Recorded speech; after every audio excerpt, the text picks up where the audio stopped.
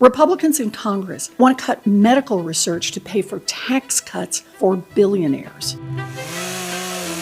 Access to education. Kids' school lunch programs. Head Start. FEMA. Ag research. Public health funding and medical research. Research for Alzheimer's. Why? To give tax cuts to the billionaires. Republicans in Congress want to cut veteran services. Essential services for veterans and their benefits. Vital programs for veterans. To fund tax breaks for billionaires. Republicans in Congress want to cut health care for moms and babies. Health care for people with disabilities. Medicaid. Medicaid. So they can have more tax cuts. For their billionaires club.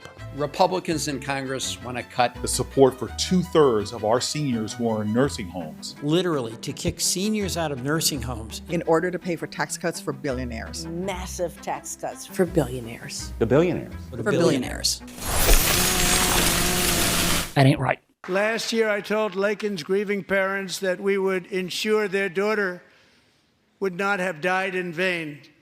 That's why the very first bill I signed into law as your 47th president mandates the detention of all dangerous criminal aliens who threaten public safety. It's a very strong, powerful act.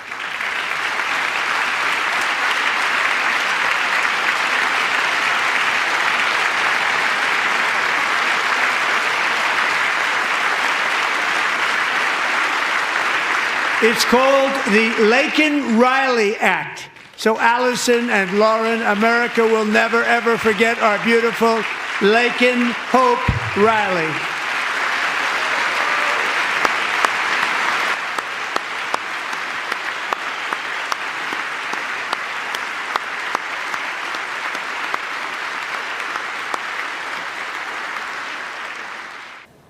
This is totally against the will of the American people. The American people spoke loud and clear. They want a president that will secure the border, and they don't want these blue city mayors to continue to advertise as sanctuary cities and allow their crime rates to skyrocket. Not only is it a drain on the resources for these four cities, it's a threat to the people who live in these cities. Many of these people who are flocking to these sanctuary cities are criminals. They were criminals in the countries that they left, and they're criminals here in the United States. This is unacceptable. This is a huge issue in America. Near the end of his speech, he talked about doers, dreamers, fighters, and founders.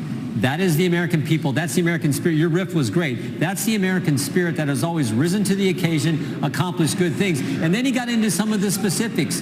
One of the ways you do that is let families and entrepreneurs and small business owners keep more of their money. You cut their taxes, and that helps the economy grow.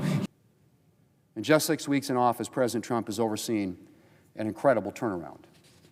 It just shows what happens when you have a president and an administration committed to securing the border and enforcing the law.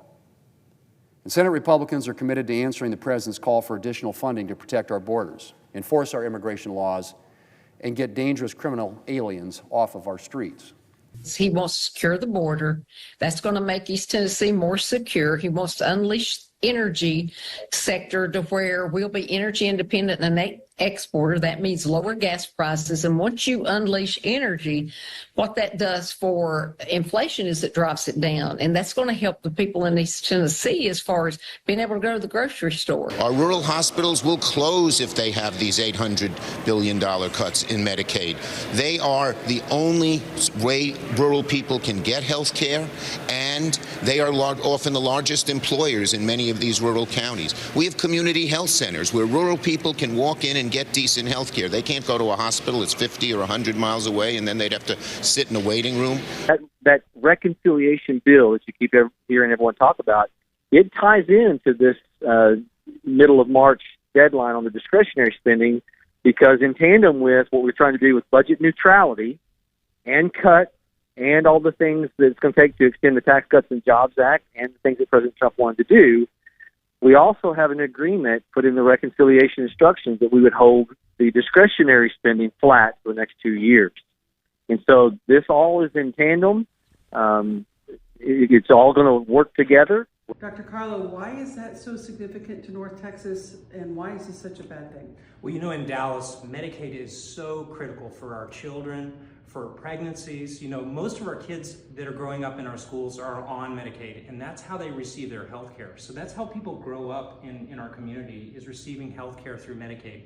And then when we deliver our babies in our hospitals, it's Medicaid that's covering up to 85% of all the deliveries in Dallas. So this is a really, really vital system. That's right, and data shows that the Granite State estimates about $444 million worth of fuel each year. Now, some local companies are warning customers about the potential effects of tariffs on Canadian imports.